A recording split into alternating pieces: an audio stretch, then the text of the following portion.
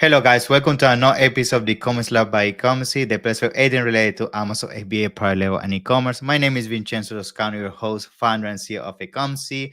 And today we bring a very special guest. His name is Sabir Semerkant, and he's an e-commerce veteran.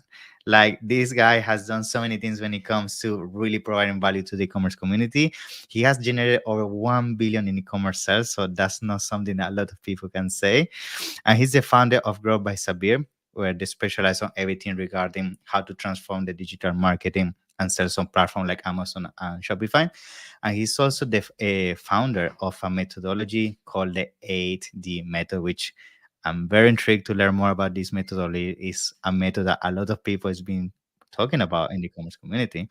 And that's why I wanted to bring Sabir to the show today, because I know he's going to drop some heavy bombs to the e-commerce community and add a lot of value to you guys. So, Sabir, it's a pleasure to have you here on the show. Thank you so much for coming. How you doing? Vincenzo, thank you for having me on the show. And I would love to deliver as much value to your audience as possible so that they can learn more about the 8D method and how to 2x their daily sales in ecom. Wow. I In think 12 everybody weeks. wants to. In That's 12 fast. weeks. Yeah. If it takes, anyone can do it over a long period of time. How about we do it in 90 days?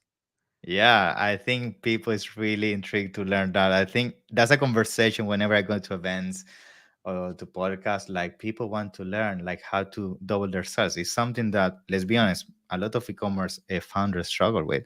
So I'm really intrigued to learn about what are some of those secrets you're gonna share with us today. But before we jump into that, though, you have such an interesting background. You have done so much when it comes to providing value to the e-commerce community. So let's learn a little bit about who is Sabir and how you got started. Tell me a little bit about your journey. Share it with us. Sure.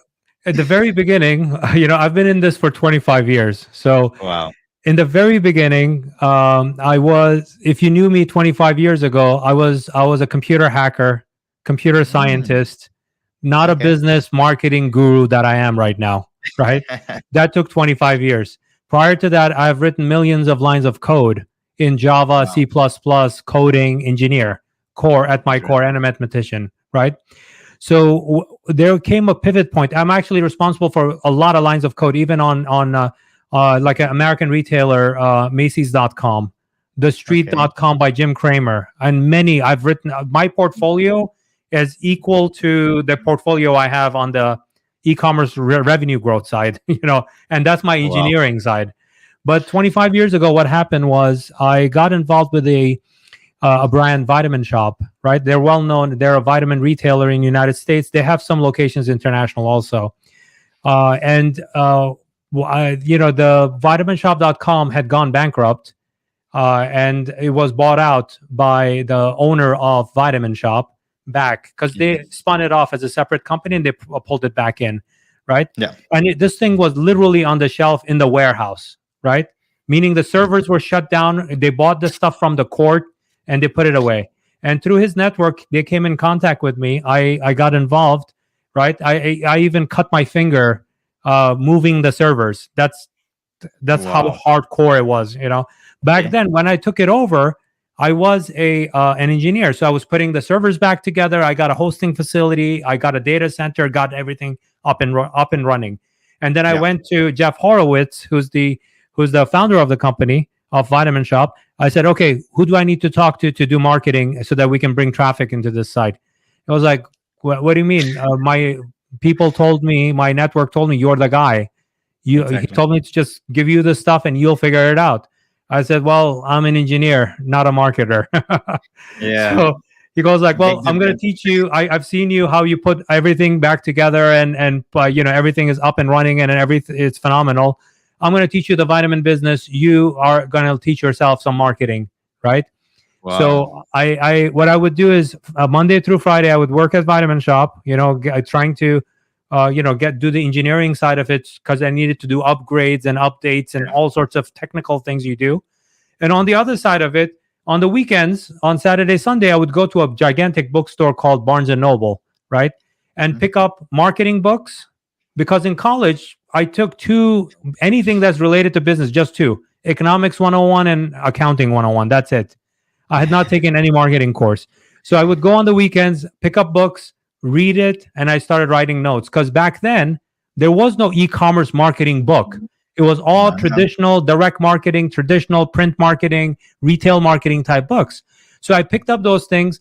I learned it. I said, okay, since there are no rules, because nobody else has written a book yet, so there's no rules, I'm going Yeah. to learn all this stuff and I'm going to see how this applies to e-commerce. And I literally Interesting. learned it. And during the weekends, I would teach myself, and during the weekdays, I would go into Vitamin Shop, and whatever I learned over the weekend, take my notes, and I would actually set up experiments because I was an engineer. To me, I Yeah, don't yeah, take anything for granted. Like, you exactly. either test it and it works, or you test it and it does not work, and you need to change the parameters. That's it. Yeah. That's my engineering Wow. side of me, right? At my Yeah. core. So I use that, and basically I kept on testing, learning, optimizing, testing, learn. So I took a bankrupt channel, but before it went bankrupt, it was $12 million, right? But when it went bankrupt, it was zero because I literally had to put the machine back together. It was down for months, right, while it was going through the court case, right? Okay. So I put it back together. I turned, I started implementing this, and that was my first time. And in 4 years, took it from 12 million to $52 million. At a day and age, there is no Facebook, no social media, none of that stuff existed. Old school stuff. In fact, I even beta tested Google. And Ah, when Google introduced Google Ads, I was one of the first people to deliver 1 million clicks to my e-commerce site.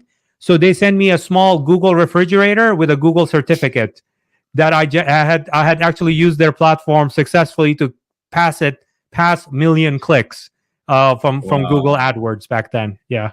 Wow, that's a crazy story, and to some extent, I connect with you as well because I also have an engineering background, and I understand 100% where you're coming from. That we don't believe in theory; we have to test stuff. I do that all the time. Like And no even if ego, by the way, Vincenzo. No ego. yeah, Like, it doesn't yeah, matter if it's somebody's opinion. It's just a exactly. theory. That's it. Yeah, yeah, Yeah. and I think to some extent that's I feel when engineers really put their mind to something, especially in the marketing. Like I have met a lot of other advertisers. Like when they have an engineering background, to some extent, that's actually a big plus because, as you say, we really like to do a lot of split testing, and we don't find the right outcome for business. And I think I'm sure that gave you a huge advantage compared to other people maybe in the space that you are not really taking things for granted but you were implementing them and based on the outcome you were building on top of that, so that's a big plus, It was constant testing. Test, yeah, yeah, learn, optimize. Test, learn, optimize. And Vincenzo, I have one rule in my life since I took on this life yeah, for the yeah, past 25 years. It's like every day I wake up, whatever my KPIs are for yesterday, I want to improve by 1%. That's it. It could be anywhere. It could be conversion rate. It could be bounce rate, improving it by 1%. It could yeah, be anything that I'm touching. 1% improvement so that at the end of the day, I feel like I want to rehire myself. Or yeah, if I didn't achieve that goal, I want to fire myself because I didn't achieve that goal of bare minimum 1%. And as you know, like if you do that, and we have 220 working days in a year, right? That's when you yeah, go to a job and you do your work, right? Yeah, even though yeah. I know that you have a lot of founders and entrepreneurs listening to this podcast, they work 365 days. So good for you, right? So if you do 220 days and you do 1% improvement, whatever you touch is going to improve 22x. Yeah, If you do 365 days, it's 36.5x. So let's say yeah, we're humans. Both of those numbers, you can cut it in half. Call it margin of error, right? mm, You can grow any business between 10x to 18x in 1 year. So can you do growth, 2x growth in 12 weeks? The answer is absolutely yes. yeah, mathematically, yeah, you can, yeah. And I think that brings me to, I want to start bringing to the conversation, the methodology that you have designed, because I feel, and I'm curious actually, I'm curious to really also, before we jump into the technicality of the AD method and everything, like what made you in the first place come up with this method? Is this something you had to design for your personal usage because you felt you were not growing as fast? Or like tell us a little bit about what made you, really come up with this methodology that is so effective, like how you come up with the idea in the first place. Yeah. So, like I said, 25 years ago, it took me 4 years at my first try, right? Mm, To 4x a business, right? From 12 to more than 4x, 4.3x, I guess, right? From 12 to 52 million. By the way, Mhm. I tried that second time and I crunched the time. I said, okay, can I do it faster? Because one part of engineering is that Efficiency. after you prove the theory that it works, you try Yeah. to work on the time element to reduce the time, right? So I said, okay, let me try to reduce the time. Instead of 4 years, can I do it in 2 years, right? So in 2 years, a little bit further down the line, Ashley Stewart went from it's a fashion business, right? Went from 3 million to 30 million in 2 years, Wow. 10x. So not only increase it by a factor of growth, also crunch the time further, squeeze the time out. And the most recent client, let's fast forward it even further now, right? Because as I'm like, remember the policy I said, it's 1% improvement. That applies Yeah. to the 8D method itself, the framework Mhm. of 8D method. That needs to have built into it its own improvement over time. So it's possible that if we were to do this podcast maybe 2 years from now, Yeah, it's gonna I be might better. tell you like, oh, I'm doing 2x in 6 weeks. Yeah. It's Yeah. possible. Or I'm doing 4x in 12 weeks, right? So either one of those things, because it's constant improvement, it's continuous improvement. And once you remove the element of ego from the equation, what I've seen is you're focused on purely on it works or it doesn't work. If it doesn't work, okay, let's move on, right? Yeah. If you attach your ego to it, go like, why didn't it work? I'm such a genius. I was on a pedestal yesterday. Like, why is it not working? It's my idea. That Yeah. all that is ego. As soon as Yeah. you do ego, you fail 100% of Yeah. the time, right? Yeah. When you remove the ego, it's purely math. Like, it excites me every day when I see 10 orders go to 12 orders, 12 orders goes to 14 orders, 14 to 15. Okay, Yeah. we are still at 15, but the average order went up by 20%. Great, right? Yeah. So Yeah. every one of Yeah. those things is improvement and looking at that. So over this 25 years, this 8D method was a repetition, daily repetition over 25 years. Is like perfecting uh, your best dish you make as a chef, right? But you're perfecting it every day by tweaking the exact amount of salt you want to put in and pepper and all the spices and cooking it exactly just right to the right heat. That's what I've been doing. I'm a chef from an e-commerce perspective in the I love e-commerce that. kitchen, right? That's what I've been doing over 25 years, day by day. And it's not only in one category. I've worked across many categories. I've even worked in very odd categories like plumbing supplies, and Okay. very odd. That's very niche also, right? Yeah. Yeah. and and For and sure. seeing how you can grow that to helicopter parts. Imagine that, helicopter parts. Wow. So Super niche. yeah, there are things like that, but then obvious ones, obviously, like electronics and Yeah. fashion and vitamins and supplements. I've helped launch the health and wellness section of of Amazon. As I was running Vitamin Shop.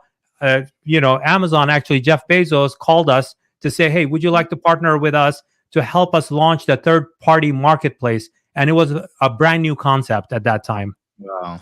That's so I such an got amazing involved with thing. that. Yeah, and I think I want to make emphasis on something like the ego part. I really want to make emphasis on that because, especially in the Amazon community, that's what I feel is unfortunately making it's creating so much frustration among sellers because I feel they are getting attached to all methodologies of how Amazon used to work in terms of how you were getting position, how you do advertisement, how easy it was in the past, which is not the case anymore. And they get attached to what you say, like, I was the number one seller 2 years ago. Now it's not the case anymore. It's not my fault. It's the economics, the Chinese competitors, the factories that are undercutting me, but they don't actually see the foundation that you just been doing the same thing over and over, and that's what is basically killing your Better business. yet, Vincenzo, you got lucky. You got Yeah, lucky. Like, let's yeah, say, how many Amazon sellers came about when the pandemic hit and they were trying to sell sanitization things, lotions, face yeah. mask things, all sorts of things like that. Where is that inventory right now? How is it selling on That, Amazon right now, you think? yeah, Right? So it's dead, completely dead, right? So you got lucky. The environment helped you, and it was not your genius at all, right? Yeah, Even that's the whether thing. you're on The thing Amazon, behind it. whether that's ego. That's ego. That's exactly the ego thing that I'm telling you about. Whether it's an Amazon seller or Shopify store owner, same issue, right? They say, oh, when I came about, it was so good that I was selling. I got it to $1 million. Why is it not growing now? Right? Okay, tell me what happened. Oh yeah, when we had put this up, we had Mark Zuckerberg take his Mm-hmm. baby and put it in our swaddle. That's why we became very successful. Okay, is Mark Zuckerberg one giving birth to more kids? Does he need more swaddle that you can take more photos of it? It was you got very lucky during one incident. This is why when you're working on the business, the 8D method focuses on the fundamentals and foundations of your business. So the stuff that we do in 8D method, this is why it's not a tactic, right? A tactic works for a week or two, right? Or maybe it That's might you got lucky and it worked for a year, like the Mark Zuckerberg example. That's a real mhm. life example, by the way, right? So if you but however, if you work on your foundation and you have proper foundation for organic, for building the business properly. When I say organic, I don't mean just organic SEO. I mean organic, all the organic channels. When you're Yeah. doing paid, do you have fundamentally, regardless of the algorithm change, it doesn't matter if there was an iOS 14 update or how the cookies are getting killed by this June, July, even Chrome, the last beacon of cookies is going to be dead this June, July, gone, right? So Yeah. when it comes to those kinds of things, those things are reality. The reality is you are in a changing environment. That will change. What you can do for your brand is, what did you do for your brand, or did you just depend on the platforms to do that for you? Like the platforms that were happy that they were posting social posts organically and they were getting a ton of traffic. How much traffic organically can you get from social platforms right now? Less than 1%, Yeah. right? Like So the you people that got cannot lucky with depend you TikTok, for cannot depend example. on those kind of things to hope and pray that, or Hmm. you're too happy thinking that you're a genius, right? No, you're not a genius. You're just lucky that it's happening, something positive is happening for you. But Yeah. once you remove that, so many businesses went bankrupt, the ones that relied on Hmm. the combination of Shopify plus Facebook ads. I As soon as remember. the iOS 14 update happened, I'm sure that It you read died. it in the news. Oh, you know what? Facebook is not working. No, your business is not working. Yeah. Yeah. You Because should have you build pivoted to dependency. Google Ads. You should have pivoted to any influencer marketing or affiliate marketing or any of those kinds of things. And that's what at the core of it, that's what the 8D method actually stands for: 8 dimensions of your business, not just marketing. 8 dimensions of your business. So if you optimize these 8 dimensions, and in the first 5 dimensions, typically we execute in the accelerator program, we do it in 12 weeks. So the Okay. first 5 take about 5 to 6 weeks.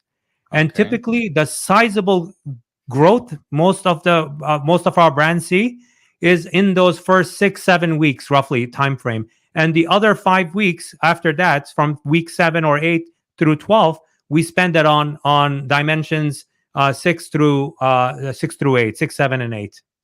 Okay, interesting. So now that we have done this brief introduction about the AD methodology, let's try to break it down. Like, let's start with, first of all, what are some of these dimensions, and also why you chose these dimensions to be part of the AD methodology. Like, what is the main reason behind why is 8 dimensions and not 5 or not 3? Like, how you figure that out in the first place? Like, that's interesting. Yeah. All based on experience. So again, it's not like it sounds good, because I couldn't I even come up with an acronym that if I take the letters for each one of the 8, it would come out to something very cool, like grown up or something like that. It's not, I don't have Yeah. any acronym for it. So the 8D is the 8 dimensions, right? And the reason is based on experience over 25 years, right? So when we took these 25 years of experience constantly refining this model, we saw that there are 8 dimensions that if you optimize these 8 dimensions, your business not only grows, not for a short period, it actually continues growing because you're making Mhm. fundamental changes to your business, right? And it just keeps on giving you compounding effect. So the things that we touch in one area, for example, ends up improving your ROAS on your Facebook ads, even though we didn't touch our Facebook ads yet to optimize it Yeah. as is for the same spend, for the same exact audience and creative, and I'm not changing any of those things in the first dimension, right? It's called performance optimization. So the very first one, the first thing that we tackle is your website, right? Because your website gets all the traffic, regardless of what you do, you always mention your .com, right? Or in case of Amazon, it has to do with your brand store and your PDP listing, right? That's where you need to optimize that experience, right? And the one parameter that I use, only one parameter for performance optimization, even though there are thousands of KPIs, is one thing: consumers' attention span, right?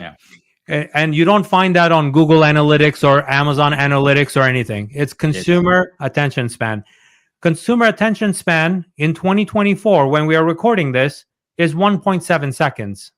Wow. And there are three apps you got to thank for that. Number one, TikTok. Number two, Instagram Reels. Number three is Amazon app itself. Consumers' eye has been trained to ignore things beyond 1.7 seconds. And Amazon is really good at this. That's why they obsess about, have you ever used Amazon app that it was taking 4 seconds or even 5 seconds? That looks like a lifetime on that app. Yeah. Or TikTok, the next video is taking forever to load. People have been trained. And as 25 years ago in ecom, that number used to be 10 to 12 seconds. Wow. 25 years ago. So if anyone says 10 to 12 seconds, that's very old period, right? In fact, in 2008, when Facebook came about, right? Facebook, and you had Twitter come about, that number dropped down to like 6 to 8 seconds. And in 2024, 1.7 seconds. And what happens at this 1.7 seconds?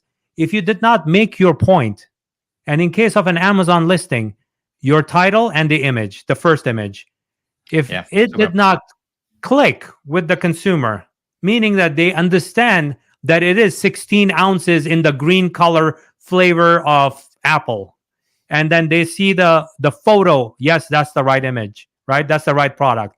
If you did not make that connection in 1.7 seconds, you lost the person. Every second it takes more of attention, the person is going to bounce off of your page, off your Amazon page, increases by 30%.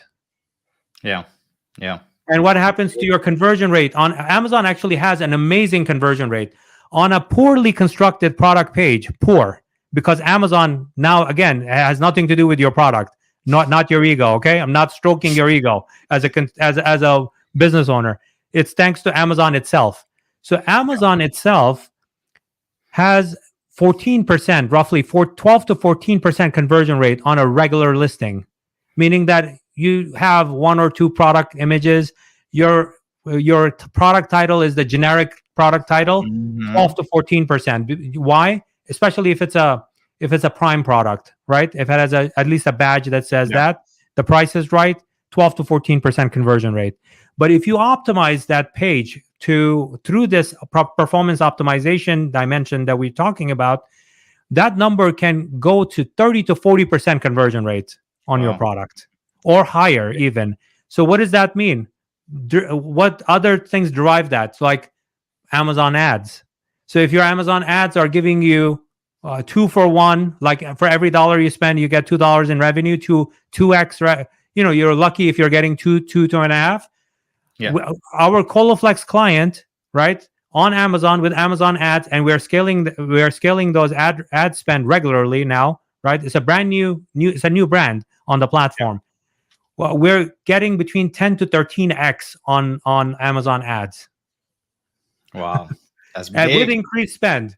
This is a new brand, meaning that they don't have branded terms. Nobody knows them.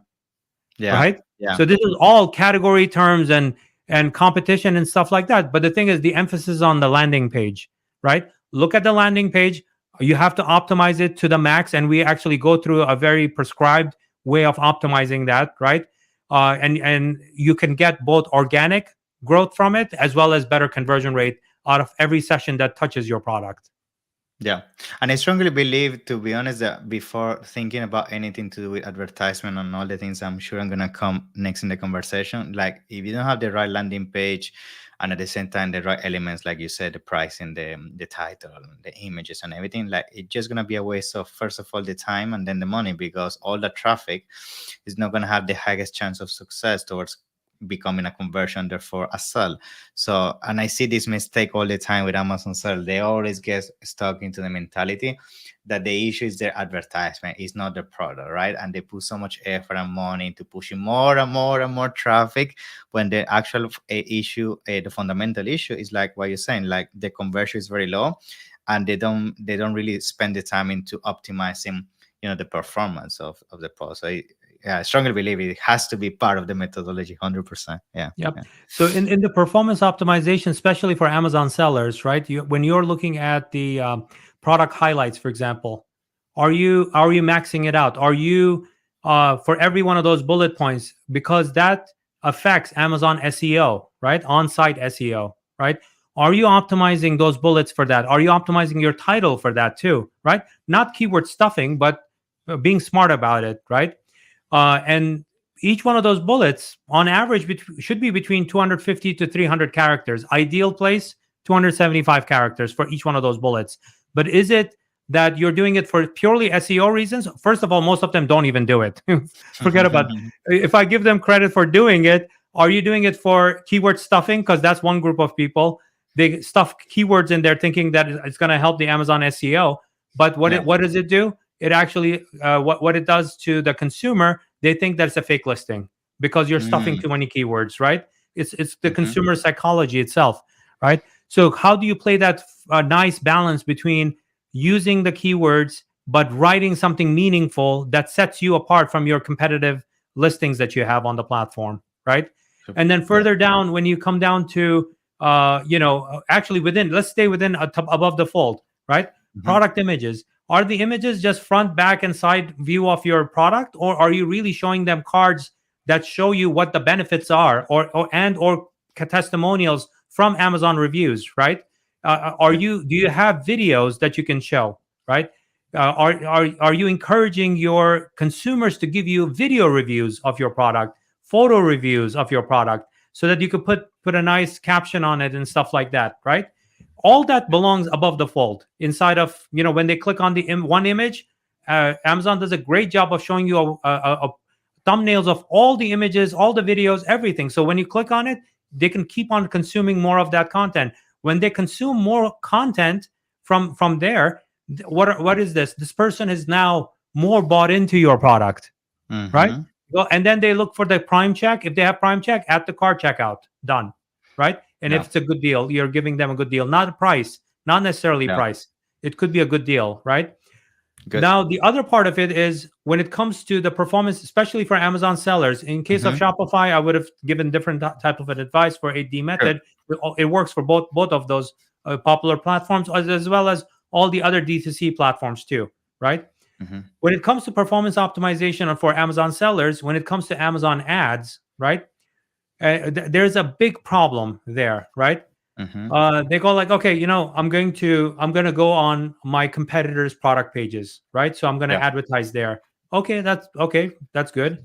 But they said it and they forget it, right? Do you remember there Happens all was the an time. infomercial that made the turkey set it and Yeah. forget it, right?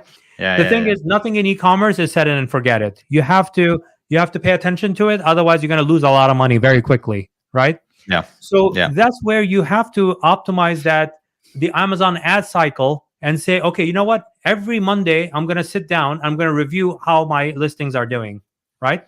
And one strategy that I will give you here, right, to your listeners, is I Mhm. call it a 7-day policy in 8D method. 7-day Yeah. policy.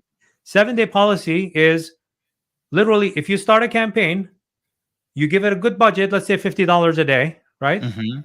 You give it 7 days.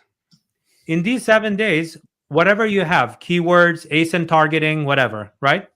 In these 7 days, did you get impressions? Okay, yes. Did you get clicks? Yes. Did you get conversions? No. You pause them.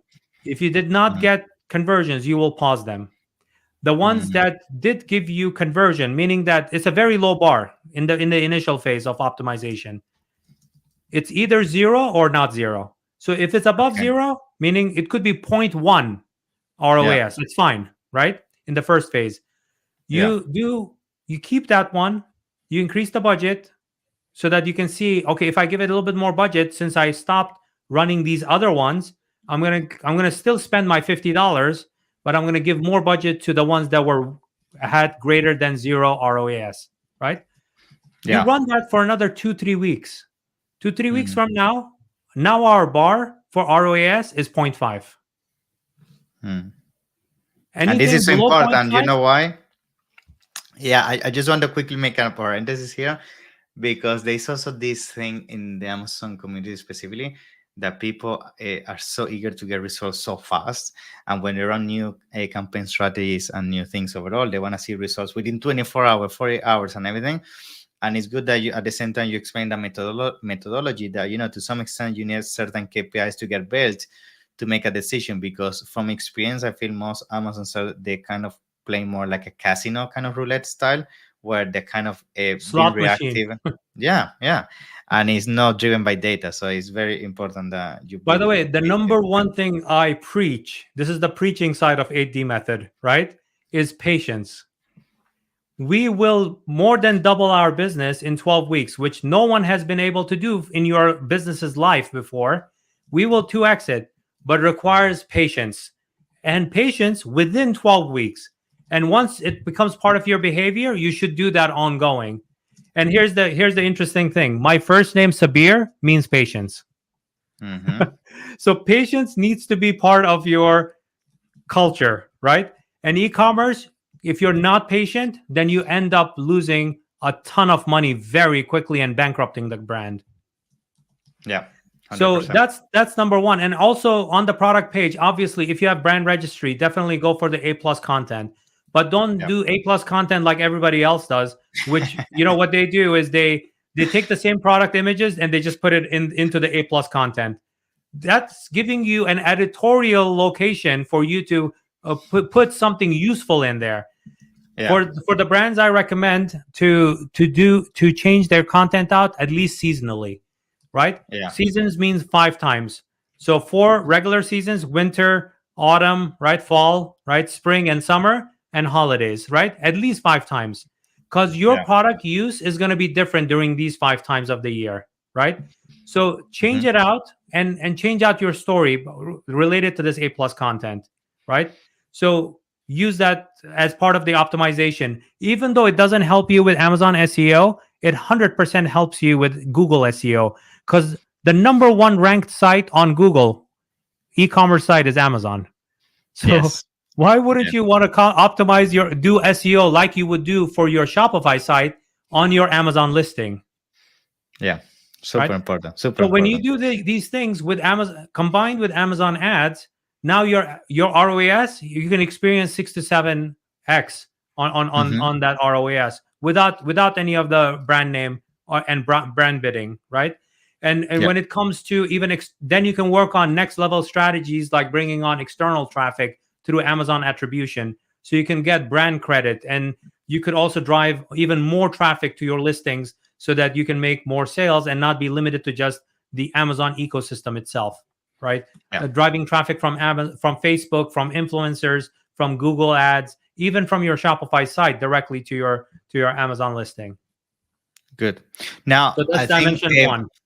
yeah. So, I mean, and I feel it makes sense, number one, because as I said, just to conclude on this idea, is like there's no point of thinking of any strategy or anything if the foundation, which is where all this traffic or strategies we're going to talk next are going to land, they're not optimized towards a success, which is basically the conversion that we're looking to achieve. Now, let's talk about dimension two. I'm very intrigued. What would be the second So number dimension? two is what people think is number one, is pricing, Yeah. right? Okay. Pricing to me is secondary, right? Because if you Okay. are Interesting. optimized there, and let me get this right for you, right? With pricing, when I talk about pricing, I don't mean like promotion, because that's what everybody does, right? Coupon. Even on Amazon now in 2024, they introduced couponing, right? Mm-hmm. So you could do a lot of couponing, a lot of lightning deals, a lot of those kinds of things. Try to walk away from doing discounting, right? And a lot of e-commerce people, they start shivering, right? Because go like, no, but e-commerce is all about pricing and discounting and promo codes. No, that's lazy e-commerce and lazy marketing, right? And it has nothing to do with marketing. It has to do with sales, right? When Yeah. you're talking about price, it has to do with sales. But how can you change the topic of pricing to be a marketing message, right? Mm-hmm. How many times a year do you think Apple reduces their price or gives you a coupon? Never. And if they do, it's a big event, right? Like back to Mm-hmm. school. They give you 10% off for the new graduates, right? So that they can go and get 10% off for their laptops and tablets and iPads and stuff like that, right? And it's a big event. It's a gigantic event, right? Otherwise, everybody has to pay $1,500 for those iPhones, right? Yeah. So that's Yeah. reality, right? And you can learn from that and go like, but I'm not Apple. It took Steve Jobs 40 years. Sabir, I don't have 40 years. Mhm. No, but if you don't start, you will never get there, right? And when you're Yeah. creating a product, right, there's a reason why and I'm not talking about drop shippers, right? I'm talking Mm-hmm. about you created the product. There's a reason why you created that vitamin because it has different Mm-hmm. ingredients in it and it's sustainable and it's organic and gluten free. And you're thinking about the vegans and make sure that the vegans are happy, right? So there's a reason why you created the product, and there's also a personal story you have to tell, right? Yeah. When Yeah. you build the product based on that, now you can ask people for the price that you dictate, right? Mm-hmm. So even on Amazon, when you put that product up, and I'll give you an example. Colaflex is one of our products client products that we helped launch actually from the ground up, from a concept. We took it to launch. The concept was in the colorectal surgeon's head. He was thinking of creating this product. He didn't know how to. So we got involved at that level, all the way to number 3 spot in the fiber supplements category, Wow. competing against Metamucil and Benefiber, right? So and if you look at the price of the product is a premium product. Mm-hmm. We're not competing. We didn't say, oh, Metamucil sells per gram this much amount, this dollar amount. We have these many grams of this, and our prices Yeah. should be this. No, it's the value of this product from Colaflex actually works really well, and that's what we kept on hearing from the people who tested it. It's delicious. It just keeps working. It's just an amazing product, right? Yeah. So once you try it, you go like, okay, where do I subscribe? Right? That's easy because it works. It just works for you, so you wanna keep on getting it, right? So, but compared to our competition in that scenario, if you have ever had Benefiber or Metamucil, it's a fiber product. You put in water, you mix it up, and you drink it. First of all, a lot of people have a hard time drinking that because it's very thick, right? Mm. Colaflex is a chewing gum, like a gummy. Mm-hmm. It's Yeah. like teddy gummy bears. Yeah. It's like Yeah. that. You Yeah. just put it in your mouth, Yeah. you chew it, it Yeah. works. It's easy to take. It's super easy and it's delicious, right? So we said, okay, this is going to be our price, and we became number 3 seller on the platform, not on price at all. So it's what you do with your product and how you tell those stories in the product cards that you have in 6 to Yeah. 9 images that I was talking about. Did you do a little video that shows that why your product is different? Because people's attention span is 1.7 seconds.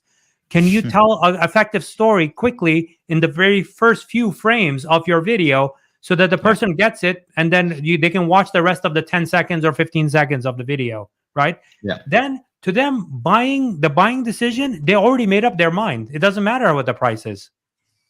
And once, especially in this case of Colaflex, when they got it and they tried to go like, oh my God, this is great. It's helping me and it's delicious and it doesn't take up too much from me, right? And it's not, it doesn't taste disgusting or too thick or too thin or whatever. It just works for me, right? Yeah. So you have to know your customer and who is willing to pay that price, so that if I even take, the example I use is a cat water fountain, right? Mm-hmm. A cat water fountain. If you go on AliExpress, they have it available there. Yes. I can grab it. I can just list it, and then I can fulfill it on the back end as a drop shipper, right? Mm-hmm. Or I can buy inventory and I can sell it, right? Yeah. But if I take a product like that, that's a generic commodity product drop shipped, right? And if you go on Amazon, type in cat water fountain, you will see a thousand Thousands. listings. I can guarantee Yeah, it yeah, that you'll see that yeah, many, right? From all sellers, from all walks of life. But if I take the same product, now I have a cat. I love cats, right? I have a cat. Her name is Heather, right? Beautiful, very furry, white cat with black streaks on it, right? yeah. Mm-hmm. Beautiful cat. Looks like a raccoon, Mm-hmm. opposite of raccoon, right? But it's a Yeah. beautiful cat. I love that cat. So if I take that, now I don't use any of the images AliExpress gives me. I shoot my own photos with my cat, with me in it also, and my cat is Mm-hmm. enjoying it. And I would even include some toys and other things, like the cat is spending time on my shoulder. I'm hugging Yeah. it like a baby, all sorts of things like that. Yeah. Who do you think is going to outsell that water fountain? The people who took the generic photos from AliExpress, or the photo and videos I posted of me having a great time with my cat and my cat enjoying that water fountain? Yeah. That You sets me apart. 100%. It's the exact same product. I can put it on double the price and people will buy from me over all of the generic listings, because they Yeah. think that all the generic listings are fake listings. My Yeah. product is the legit thing because I'm there and my cat is real, and everything I'm describing, I'm making that connection with them. So if that product sells for $10, I can sell it for $20 and people will buy my product over the generic listing, even though Yeah. I'm doing the same exact thing. And for an example, there's a brand called Daniel Wellington. Your Yeah. listeners should definitely Google that Yeah. and look it Her. up. Yeah. Yeah. Same Mm-hmm. strategy, same exact strategy. He did it in the watch business Yeah. by Yeah. by Yeah. building that price, the premium pricing into the brand and the product that was created. So Yeah. that's and you should use promotions and coupons and those kinds of things and lightning It just. deals I more feel it's. strategically to enhance your premium Mhm, pricing, exactly. not in place of. Yeah, I feel that's the mistake. People use pricing as a way to get sales because they're desperate and they fall into the trap that they think the only way they can get market share is by being the cheapest. And then when you do that many times over and over, you pretty much create a behavior where people, the only reason why they buy you is because they got used to pretty much finding your product for cheap. And then you dilute the premium or the value that you could actually bring in terms of uniqueness with all the branding. So I see that happening all the time with Amazon. But People running all these lighting deals and everything, and then by the time they want to get to original pricing, they create a bad reputation already with pricing, and it's tough. Yeah. but part of that dimension of pricing, you should always keep in mind your total cost of doing business on Amazon, right? So 15% on average in most categories is 15%, right? There are some select categories that have lower transaction fee, but the transaction fee is 15%. If you do FBA, on average, I see 18 to 20%. So if you take the higher number, 20% and 15%, 35% of your selling price most likely is going to just listing your product, selling it on Amazon, and FBA is fulfilling that order, right? So that's 35% of your margin is gone, right? Your product needs to be around, and you have not spent a penny on Amazon ads yet, right? So Yeah. keep that in mind, because all these numbers add up. FBA storage fees adds up. If your size is a larger size, that adds up, right? And then if you do Amazon ads on top of it, that adds up. And on top of it, you go like, oh yeah, we're gonna put in $1 off. That's margin. That's your margin. So what I see is if you are lucky and your margin in your category, like let's say if that's the transaction fee you're in a category that's 15%, you should target about 65% minimum gross margin before dealing with Amazon, right? Yeah. Because if it's 65%, that means 35 of it is gone, right? Before Mhm. ads, 30% is left over. So at least if you have a replenishable product, like a health and wellness product, or something that could go on subscribe and save, right? So even if you give up that 30% for your ad cost, that's the A cost, that's how you add that in there.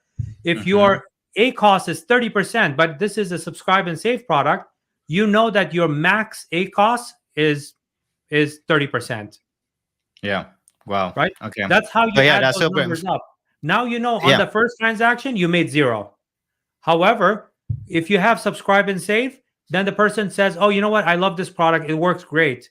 Subscribe and Mm. save." So you start making your money back, your profit from transaction two, three, four, five. But your product has to be a replenishable Excellent. product. But you have to know your numbers. The numbers, especially with Mhm. Amazon, you have to know your numbers in the dimension of pricing. Cost is part of that also. Yeah. Yeah, that's key. And I think that's a super important dimension. People get pricing wrong all the time. So it makes sense that it's such a high priority in terms of this conversation, because if you have the pricing wrong, like, the rest is not going to work. You're not going to have the margin to make the business work. Good. So now we have been talking about performance, pricing. Tell us about what is that Now, third number three element. is marketing. And when I Okay. say marketing, like I said, I clarified that when you do pricing promotion, that's sales. That's not marketing. Mm. And most e-com people, they don't do marketing. They don't do the profession of marketing or the subject of marketing. They don't do any of it. Nothing. I know. If you pick up marketing 101, they don't do at all, right? Yeah. Marketing is what people talk about you when you're not in the room, right? When that Amazon buyer buys from you, the Amazon customer buys from you, right? And they really love this Coloflex product, for example, right? Hmm. They go and tell their family members, they tell their friends. You didn't tell them. They're not like an affiliate or a referral code or anything. They just love Yeah. your product. They just go and tell you about that. So marketing is about storytelling and sharing stories of your customers. In case of an Hmm. Amazon seller, that has to do with Amazon reviews. It has to do with Amazon reviews, not just textual, but also ratings, photos, videos, anything that you can collect, and you should encourage more and more of it, right? And sharing those stories on your product page as well as on your brand store. Brand store is an incredible underutilized feature of Amazon, which allows you to do, because a lot of stores I see, all they do is take the same thing, they just show their product categories. That's it.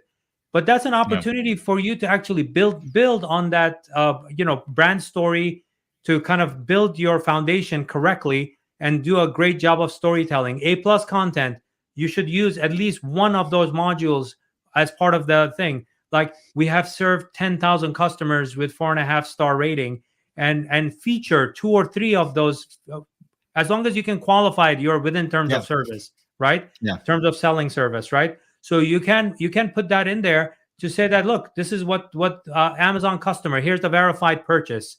Literally take a snapshot of it and put it into that block, right? That's part of your brand building. That's your marketing. It's your storytelling. And why are you limiting it only on Amazon? If you have social presence, why aren't you using all the social media channels, and tell that story to your influencers also, so that they are pushing the same story also about the benefits of your product and how great your products are, and how it helped them get a 20-year-old skin like I have, right? I don't know if if you're listening to this on audio, you should also check out the video Yeah, side come of and this check it episode, right? out. By the way, I'm a 51-year-old that looks like a 30-year-old. I'm Yeah, you look 51. very young. You look very young, very young. So whatever that is, right? You have to, as your product. I went on that segue there, but on your product, the point is, are you really celebrating, or are you just collecting the numbers of, oh, it's 35 reviews I got. Okay, I got 50 reviews. Oh my God, we went from 4.5 rating down to 3.2 rating. We should not go Mhm. below 4.2. No. What about the stuff that people who love you, take those, right? Take Yeah, those and elevate it and tell that part of your story, right? yeah. uh, Most brands don't do that. They don't do an effective storytelling, especially with 25 years ago. I had a hardest time telling my stories, right, on the Mhm. brands that I was running. But thanks to social media, you have YouTube to tell video stories, you have TikTok to tell short form video stories, you have all the social media platforms to do pictorial as well as textual Mhm. storytelling. But most brands don't do that. They don't really use it. They use that, oh my God, we have 50% off Black Friday sale. Like, it's like one of those people Mhm. you invite to your party, social party, and they come in and they start selling whatever they want to sell to your Yeah. social party.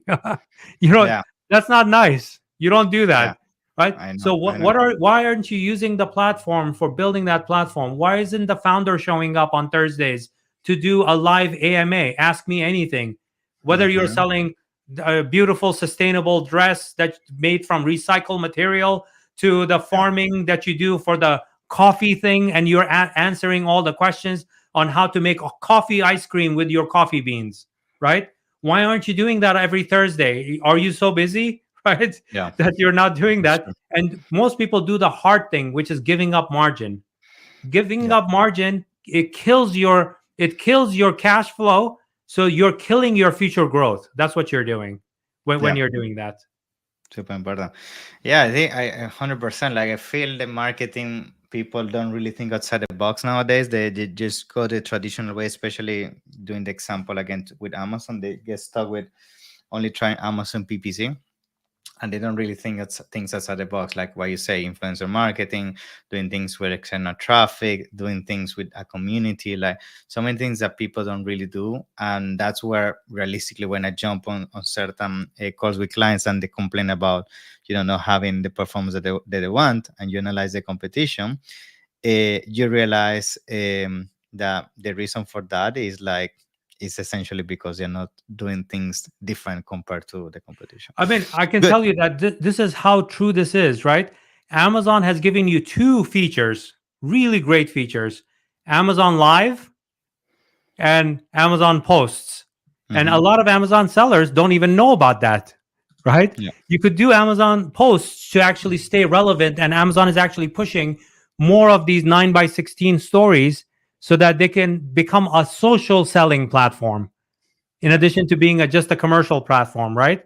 And Yeah. the Amazon Live, they're trying to get into in the US. There are two channels called HSN and QVC. I don't know if you know those brands, right? Yeah. They Yeah. Yeah. are live TV show that sells 24/7. Amazon is trying to do the same thing on the platform. In fact, they have given that over to the sellers to say, you go and do your Amazon Live. So, this AMA session I'm talking about, you could do it on Amazon Live and have an Yeah. audience. You don't have to even go on Facebook to do that, right? Yeah. So, Amazon knows the value of that this recommendation that I'm giving in this dimension with marketing and storytelling, that they're giving you the tools to do it, but most sellers don't do it, even though the consumers are looking for it. And your conversion rate could go up when you do effective marketing on Amazon. Very nice. Very nice. Now, essentially, we have covered performance, we have pricing, we cover advertising. So we're pretty much reaching halfway, which Halfway. is So fourth number four dimension. is product positioning and brand Okay. building, right? Okay. Your product positioning, the example I gave of that AliExpress product that I took and I branded it myself, that's an Hmm. example of product positioning. I'm positioning it the way I want to tell my story about this product, how I position it, how it's different. Because you could take the same product, position it two different ways. One is for one type of people and one demographic, and the other one is for completely a different demographic, even though it's the same product, Yeah. right? It's how you positioned it. How did the brand position that product, right? And you could take the same. That this is why when you do competitive analysis, I'm going to caution people to be careful, because most Amazon sellers, when we say competitive analysis, they're looking at primarily at price, right? Exactly. And you have to get Mhm. away from that. You have to think about who will buy this product and who is not buying this product that should be buying this product, right? Yeah. When you go through that exercise and you build content around your product positioning, right?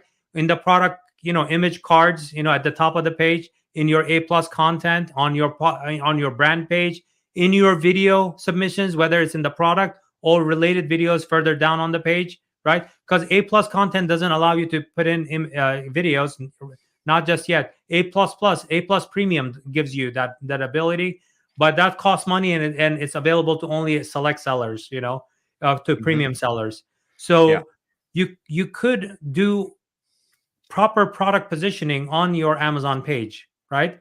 And brand building is what I was telling you, the story that my relationship with my cat, and Hmm. the stories I can do with related to that. So if I'm doing that Amazon Live, right? If I'm doing that Amazon Live, which is a video stream like this, if I'm doing that and the cat is on my shoulder and I'm going like this, and they're looking at my cat. Now I'm putting the human element into that story, and my Yeah. pet is part of it too in that story, right? And if it's a if I'm a fashion designer, maybe I have my models and I'm showing this new upcoming collection that I'm doing the live streaming on. Like I'm doing a live fashion show on Amazon Live, right? So Mm-hmm. there is ability to do it. It's just being creative and thinking about how you can build on that on your brand. Or you do coffee beans, and Mm-hmm. you're actually going to, I don't know, Turkey or South America or whatever, wherever your farms are, and you took the video and you're live streaming that event that you're going through right now. You're building a completely a different relationship with that consumer, right? For That's sure. brand building and product positioning that helps elevate your premium pricing and your storytelling marketing Wow. dimension. Yeah, yeah, that's such a smart thing. I feel that that's true. Like especially when I have this conversation with clients, like they're looking to launch on a market, and you say it so perfectly. Like the only thing they really use as a variable is pricing, but they don't really understand how they're gonna position themselves on a specific niche to be different and really create that detachment from price, which is can come down to many other things like people don't think, like the value that you bring in terms of the feeling of using that brand in the first place, which is again something that takes time, but people like Apple, brands like Apple are doing, or also the features and the technology that you bring that may be unique. Some maybe you patent something, maybe you bring something unique in terms of an experience. So it's a very interesting dimension that I feel most people overlook, because unfortunately people just go on the basics and they think the only thing they can really use for positioning is pricing, or sometimes like a color, or like a packaging, and realistically that's not the way to really position your product. So Yeah. I mean, we have covered so far 4 dimensions, and to be honest, like the amount of content and strategy is being an amazing value. Like I'm sure we was taking so many notes. I'm really running and wanting to implement this. So because I want to keep people engaged and create as as much noise in the community as possible to keep coming back. Like we're gonna have this initial part, which we're only gonna share with you the first 4 dimensions, and we're also gonna have a second part which you can't miss it out, which is gonna be the other 4 dimensions, which you need to come back to really figure out what is really the full picture, to really double your sales, as we've been speaking so far. So I think in the meantime, what I want you to do, Sabir, is invite people between part one and part two to read your book, because maybe they want to get Actually, I ahead. got one Yeah, better. I got one better for them, yeah, Vincenzo. yeah. This upcoming Tuesday, I'm doing a live workshop. It's Ah, they just good. have to register. Okay. It's Yeah, growthbysabir.com/workshop, right? yeah. So they can just show up. It's I actually Interesting. go through in more detail, even though I'm talking about surface level here. In Hmm. during the live workshop, we go through the case studies, so they can Nice. take even more, and it's a free workshop they can attend. And if they Good. like, from there they could apply to the accelerator program, where it's a paid program. That one that they would I oversee it myself over 12 weeks. Then Hmm. I'm hand holding them through this in a group setting. I'm hand holding them through this Good. transformation, right? Or 2x, Good. minimum 2x. Some of our clients have seen 6.5x. So imagine $1 million seller get to Wow. 6.5 million. If it was a I want that. 500K at a minimum, they got to $1 million, right? And we have had some really outliers, like amazing growth in 12 weeks. Yeah. So Good.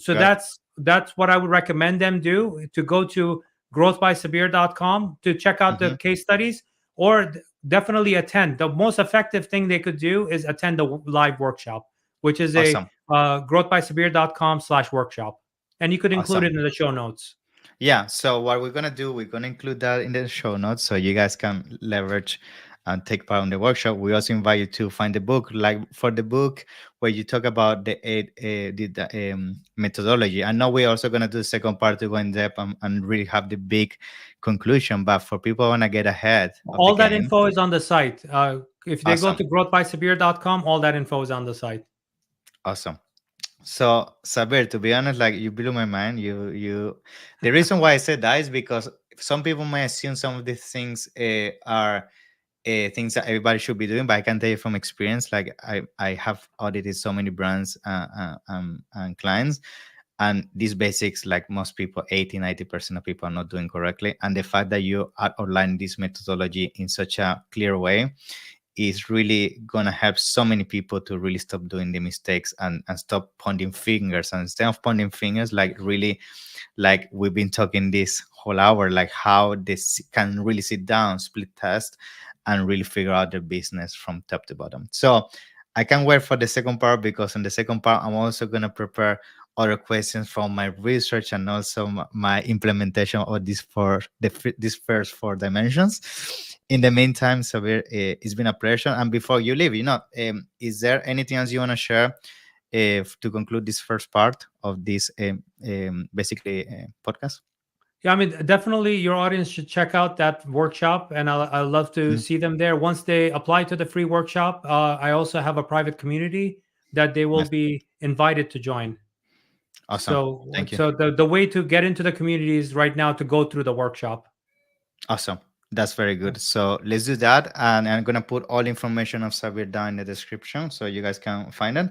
And thank you so much. And I can't wait to have you in a few days so we can conclude and have the big ending, as I call it. Yeah. So it's a Thank you, pleasure, Sabir. Vincenzo. Thank you Thank so you much. for Thank having you. me. Let's It's a move on pleasure. to part two when we are ready. Let's do it. Let's crush it.